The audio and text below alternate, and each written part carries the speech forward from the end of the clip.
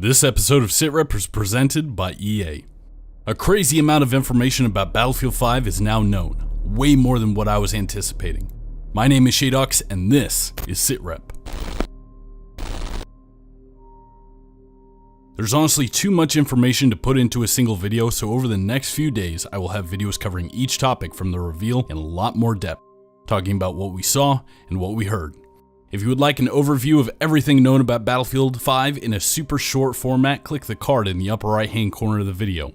This video is going to be taking a closer look at the multi and single player game modes. Let's get started. Starting off with single player, war stories will be making a return in Battlefield 5. These stories are shorter campaigns that allow us to see multiple perspectives of the war. DICE creative director Lars Gustafsson emphasized the point that these missions will focus on untold and smaller stories.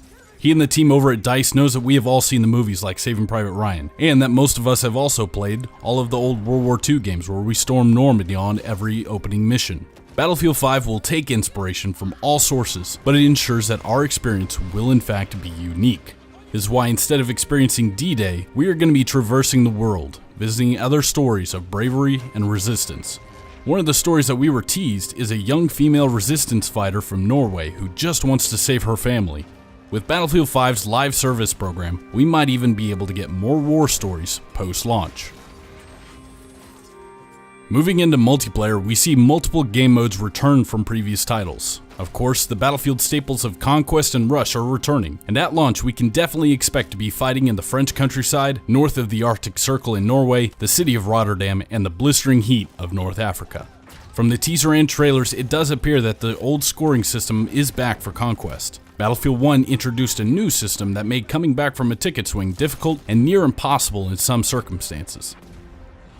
Along with the tried and true game modes, we see operations return from Battlefield 1, but do not expect the same experience you might be used to. The new expansion is called Grand Operation, and it takes the concept and completely overhauls it. Grand Operations will take place over the course of 4 fictional days. Each day is going to be represented by a different game mode. Your team's performance will dictate your resources available on the next day. So, if your team suffers a massive defeat on day 1, expect to have a lot less ammo and respawns available on day 2.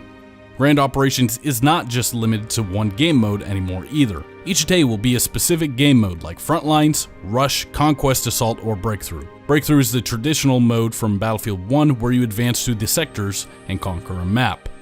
Special attention is being paid to the balance of each map to prevent those frustrating stalemates like some of those Battlefield 1 operations. At the end of day 3 of a grand operation, if there is no clear victor, the operation moves into a 4th and last day, called Final Stand. This is a sudden death game mode where everything is at stake. During this fight, you will have extremely limited ammo as both teams have exhausted all of their resources, and to top it all off, each player will only have 1 life. Medics can revive you, but nobody will be able to respawn. The last team standing wins. DICE actually gave us a walkthrough of a potential game of Grand Operations, and it went something like the following. Day 1, the game mode is airborne. Your team will drop from airplanes behind enemy lines to secure and destroy German artillery batteries ahead of the main invasion. Every time you spawn from the deploy screen and not on a squad mate, you will need to jump from the airplane once again.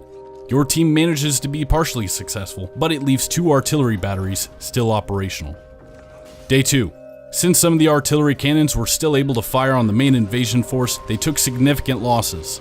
Reinforcements and supplies are still available, but not as much as what it could have been.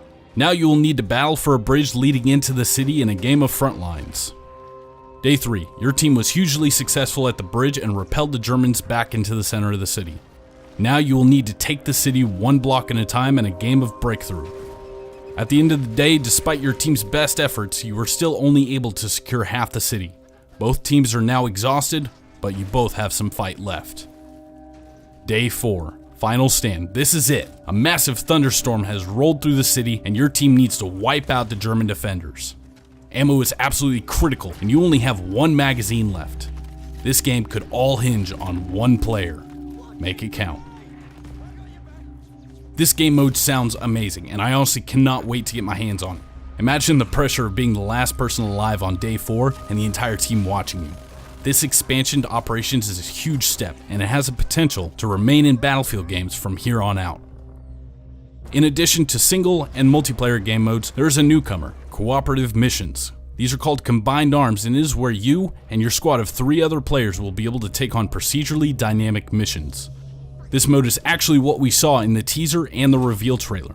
It appears to follow the same format as Conquest, but I'm absolutely sure that other game modes will be available for Combined Arms. Player-made missions will also be available post-launch, and that should be an interesting challenge for players, so grab your buddies and get ready to go through hell. That just about wraps up everything covered today regarding single and multiplayer modes and missions. I'm honestly in awe at just how ambitious Battlefield 5 is turning out to be. If you're having trouble breathing, don't worry, that's normal. A quick remedy to shortness of breath is to subscribe to my YouTube channel, and while you're there, keep an eye out for the other deep dive videos covering the different aspects of Battlefield 5 coming out over the next couple days. My name is Shadox Films, and I hope to see you on the battlefield.